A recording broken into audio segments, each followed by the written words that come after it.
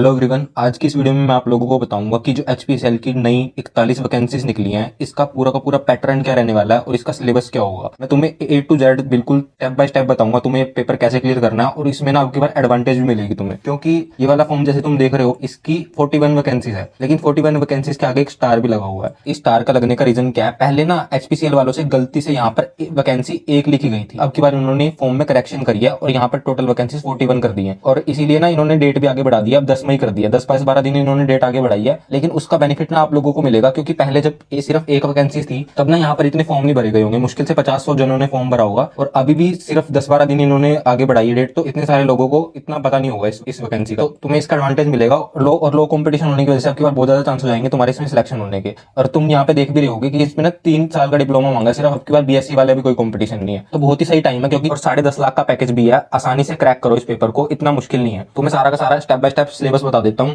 और पैटर्न बता देता हूँ तुम्हें करना कैसे। तुम्हें एक ट्रिक भी बताऊंगा जिससे तुम्हारी प्रिपरेशन 40 से 50 दिनों के अंदर अंदर पूरी हो जाएगी। बस तुम्हें प्रिपरेशन अब की बार मन लगा के करनी है, क्योंकि इसका टेस्ट भी कुछ महीनों के अंदर अंदर हो जाएगा। अब देखो, तुम्हें ये चीज तो सबको पता ही होगी कि इसमें सेम टू सेम वही सिलेबस है। आधा पोर्शन टेक्निकल का होगा, आधा जनरल एप्टीट्यूड का होगा। तुम्हें सिलेक्शन मेथड बता देता हूँ। बस अब की बार चेंज क्या है कि यहाँ पे ना 50-50 का डिवाइड कर दिया। जैसे एचआरआरएल में तुमने देखा होगा 30-70 का रेशियो था, इस बार ना 50-50 का रेशियो है। तुम्हारे 85 एमसीक्यू आएंगे जनरल एप्टीट्यूड के, और 85 एमसीक्यू ही आएंगे इसके जनरल नॉलेज टेक्निकल नॉलेज के। बाकी सब सेम है। तुम्हें वही 54% SC/ST कैटेगरी के हो तो अब तो क्वालिफाइंग के लिए लाने पड़ेंगे, और 60% अगर अनरिजर्व के हो। बस एक थोड़ा सा कैच है कि अब की बार ना नेगेटिव मार्किंग भी है, तो तुक्के नहीं चलेंगे। तुक्के नहीं चलेंगे तो तुम्हें तैयारी करनी ही पड़ेगी, चाहे कुछ ही कर लो, बिना तैयारी के तुम्हारा क्लियर नहीं होने वाला। और इतनी अच्छी स्ट्रेटेजी बताता हूँ जिससे तुम्हारा बहुत ही आसानी से क्लियर हो जाएगा। सबसे पहले तो तुम ये देखो, यहाँ पर लिखा है 50% मार्क्स तो तुम्हें टेक्निकल कैटेगरी में लाने ही पड़ेंगे, चाहे तुम किस भी कैटेगरी के हो। 85 क्वेश्चन में से तुम्हारे 50% टेक्निकल के क्वेश्चन सही होने ही चाहिए, और 85 का 50% हो गए 42.5 क्वेश्चन, मतलब 42.5 क्वेश्चंस।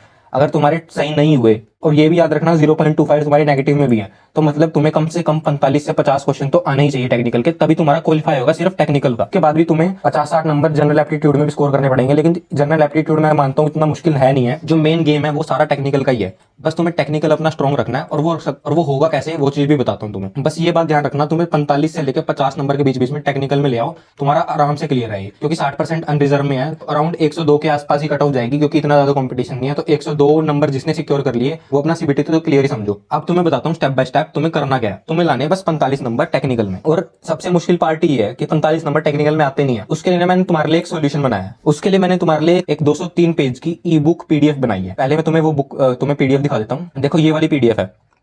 तुम्हें करना क्या है, तुम्हें इस वाली पीडीएफ को 203 पेज की को डेली 5-5 पेज रटना है। रटना है, अपना दिमाग नहीं लगाना, सिर्फ रटना है। अगर तुम डेली का 5 पेज भी इस पीडीएफ से रटोगे ना, तो तुम्हारे 40 दिन के अंदर अंदर पूरा टेक्निकल का सिलेबस खत्म हो जाएगा। इस पीडीएफ में मैंने तुम्हें ए टू जेड तुम्हारे लिए सारे के सारे टॉपिक्स कवर कर दिए हैं, जो भी आज तक किसी भी पीएसयू में पूछा गया, और जितना भी इस एग्जाम का सिलेबस है ना, वो सब कुछ इस ई बुक में कवर है। तुम्हें ये ई बुक मिलेगी कैसे, मैंने कमेंट सेक्शन में और एक डिस्क्रिप्शन में लिंक दी होगी। ये बात ध्यान रखना, ये वाली ई बुक पेड है, क्योंकि तुम भी नहीं चाहोगे कि सारे के सारे बच्चे इस ई बुक को पढ़ ले, और अगर सारे ही पढ़ लेंगे तो सारों का वैसे भी सिलेक्शन नहीं होगा। इसीलिए मैंने इस बुक को पेड रखा है, ताकि जो बच्चा सिर्फ इस ई बुक से पढ़े उसका सिलेक्शन हो। बस इतनी सी बात ध्यान रखना, अपना ज्यादा दिमाग मत लगाना, और टेक्निकल वाले पार्ट को समझने की कोशिश कम से कम करना। बस तुम्हें रटने पर ज्यादा फोकस करना। तुम्हें बस 45 से 50 नंबर लाने हैं। पहले नौकरी ले लो, फिर बाद में समझते रहना आराम से। बस तुम इस चीज पर फोकस करो कि तुम्हें कट ऑफ कैसे क्लियर करनी है। एक बार कट ऑफ क्लियर हो गई तो आगे के राउंड्स तो हम बाद में भी देख लेंगे। मैं फिर से कह रहा हूँ, बस तुम्हें दिन का ना 5 पेज पढ़ना है। 5 से ज्यादा भी मत पढ़ना और 5 से कम भी मत पढ़ना। 5 में ना तुम्हारे दिमाग पर ज्यादा लोड भी नहीं पड़ेगा, और चीजें ना दिमाग में बैठ भी जाएंगी। बस रटने पर फोकस करना। जैसे तुमको उस क्वेश्चन से मिलता जुलता कंप्यूटर में एक भी क्वेश्चन दिखेगा, साथ के साथ ही टिक मार देना, क्योंकि सारा का सारा सिलेबस इस पीडीएफ में कवर है। देखो, बुक का प्राइस भी मैंने 499 रुपीज रखा है। अब कुछ लोग ये भी बोलेंगे कि 499 तो बहुत ज्यादा है, 1200 रुपए का फॉर्म भी तो भरा ही है ना। 499 रुपए और देकर तुमको ए टू जेड सारा का सारा सिलेबस क्लियर मिल रहा है, ये नहीं दिख रहा। बिना तैयारी करके जाओगे तो वो 1200 रुपए भी तो वेस्ट ही है ना तुम्हारे। इससे बढ़िया 499 रुपए की वाली बुक खरीद लो, वर्जन में मिल जाएगी तुमको। डिस्क्रिप्शन में लिंक दे रखा है। जेड सारी की सारी प्रिपरेशन हो जाएगी टेक्निकल नॉलेज की। और ये भी नहीं है कि सिर्फ इस वाले एग्जाम में काम आएगी।